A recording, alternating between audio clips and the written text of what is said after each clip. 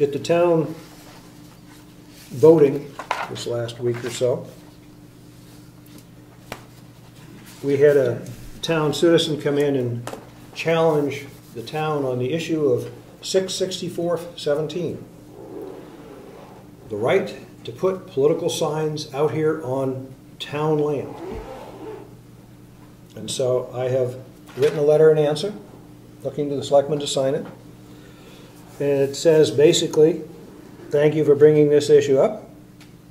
I've attached a copy of the RSA for the individual. RSA 664-17 provides that no political advertising shall be placed on or affixed to any public property, including highway rights-of-way, without the owner's consent.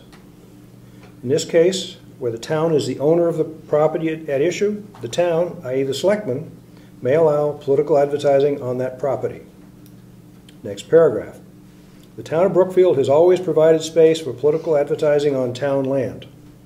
Generally, they have always allowed the island in front of the townhouse for political signs and the campaigning of people with their personal signs in the front area as well. As always, they are required to not restrict people's access to the voting area as defined by the moderator. And we only allow those on the day of the vote. Yeah, it was the same thing for me. It's only, it's only the day of the vote. The state RSA actually specifies when you have to remove them. Right, but we've historically only allowed them on the day of the vote. Okay. so nobody can I knew start this was planning going to them happen. early. You want me to rewrite this letter, I can tell. No, I think we should state that in there so somebody doesn't plan it. Okay, Bill wants you to rewrite the letter.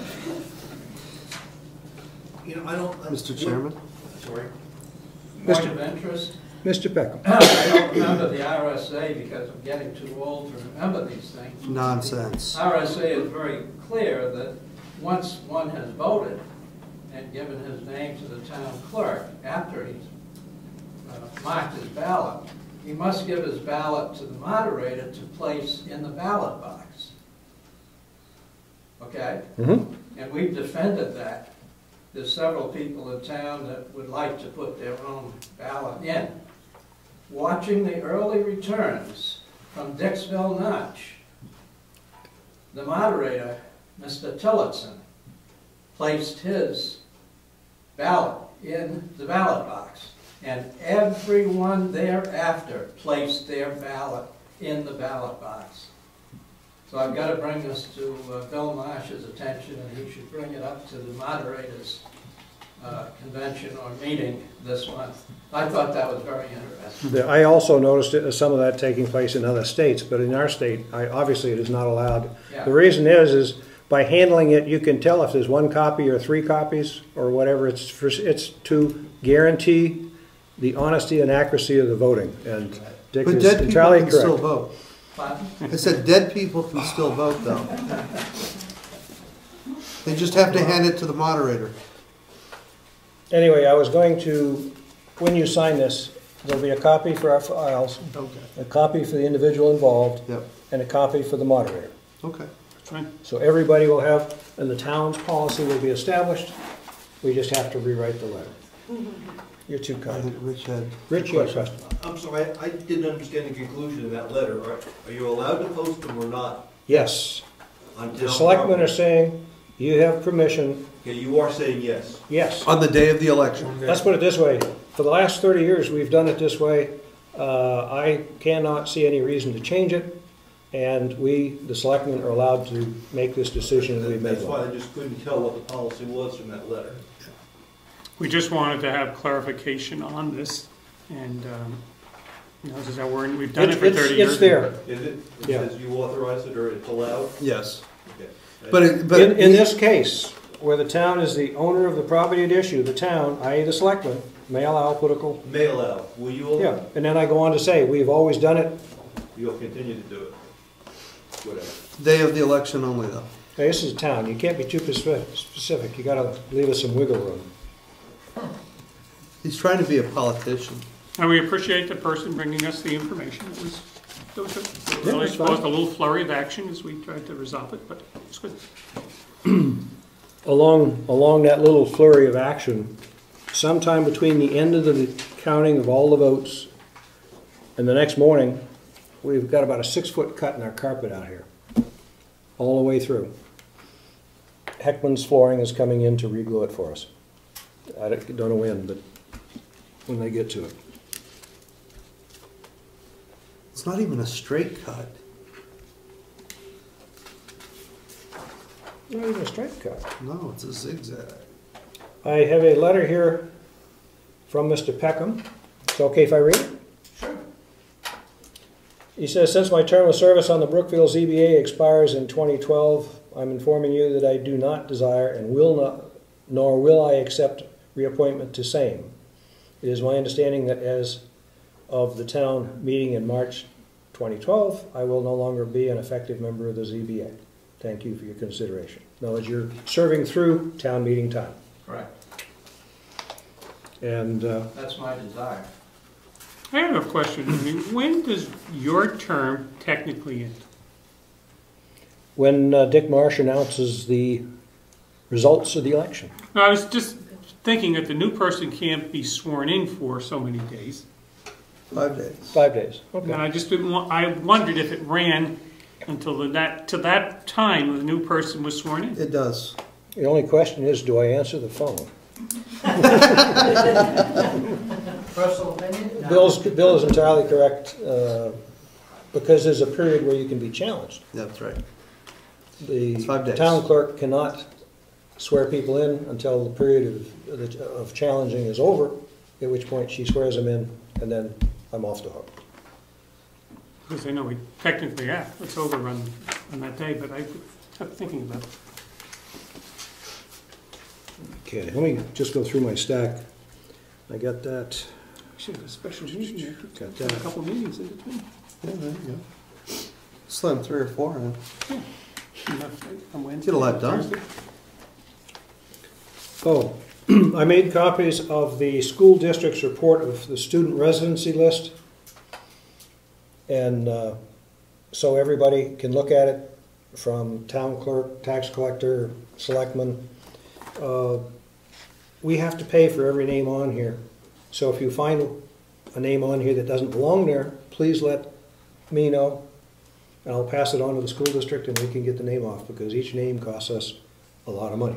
We've already found 3, right? The first one on the list doesn't belong there. That gives you a good start. I don't know about the 3. I only saw the 1 so far, but I haven't had time to go through it all. What would you guess? Approximately $10,000 a name? 12. 12. $12,000 a name. So there's Motivation to make sure they belong there. And I just got a phone call today where somebody's moving some kids into town and we're going to add 2 more to the list. now, isn't that? I thought the count was set as of sometime in October. Whoever was living in the town by October, that's the date you went by. You are, I thought, correct. However, the school district just gave us this list, and in their cover letter, they say they have to have the information by a date in March. Because I'm familiar with the October date. That's the one I've always worked with. But we just received this. Obviously, they're not worried about the October date. And the letter says, if they don't hear from us by the 1st of March, then this is what we pay for.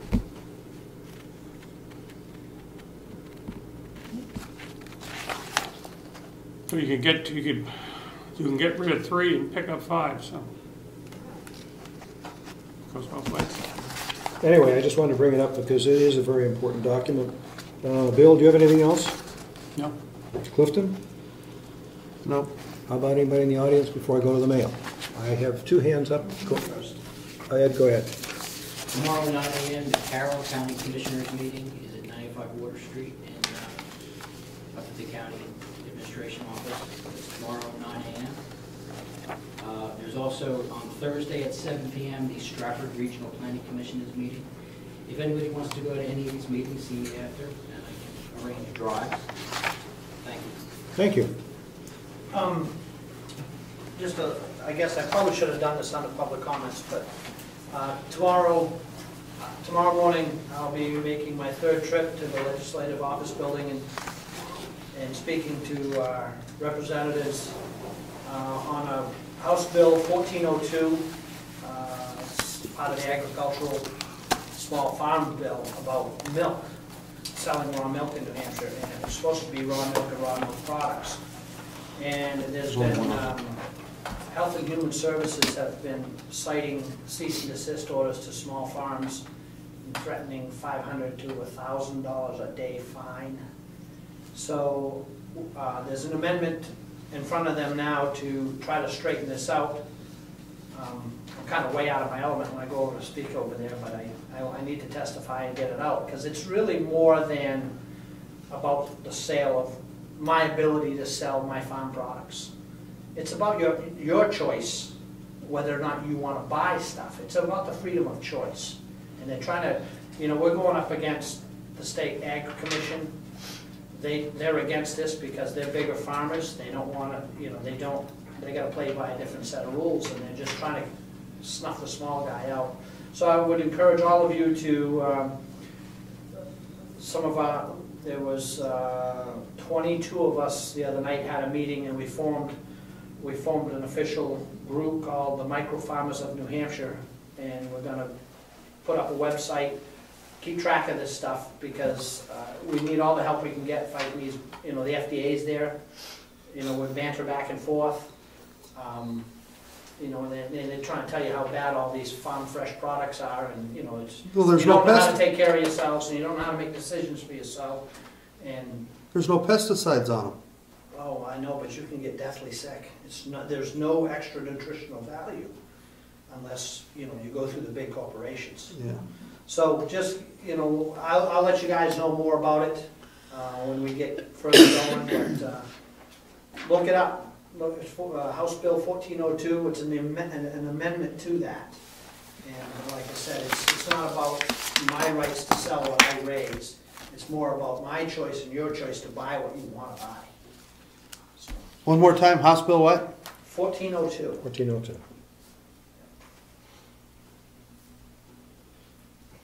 And what's the name of your new group? It's Micro Farmers of New Hampshire. We had to come up with something because the USDA small farmer, they're $400,000 or $500,000 a year, and they're a small farm. So we're not in that group. We're happy. we said, we'll put a ceiling at $100,000. If you get to that point, then go ahead and start jumping through the hoops and things like that. But Does that include goat milk? includes all farm products, dairy products of all sorts. Dairy products Yep. also? Yep. So, Okay. great. Thank you, Ed. So, Dump permits run out in about 4 days, oh, for those people who forgot. Oh, right. Good catch, Tom. good catch. Nobody looks Well, at guess it. what? If it No, runs no. out, you're goofed until next Monday. Can't get another one before next Monday. The end of the month. Can we bring it to your house, all the garbage? I won't be there. That's even better. Even better. I got your name. Thank you, I never even gave a thought. Yeah, I didn't until I looked at it. We do have one more thing. Minutes. Minutes. Make a motion to accept the minutes as presented. Second. Any further discussion? Hearing none, all those in favor say aye. Aye. In that case, we're going to the mail. Thank you very much.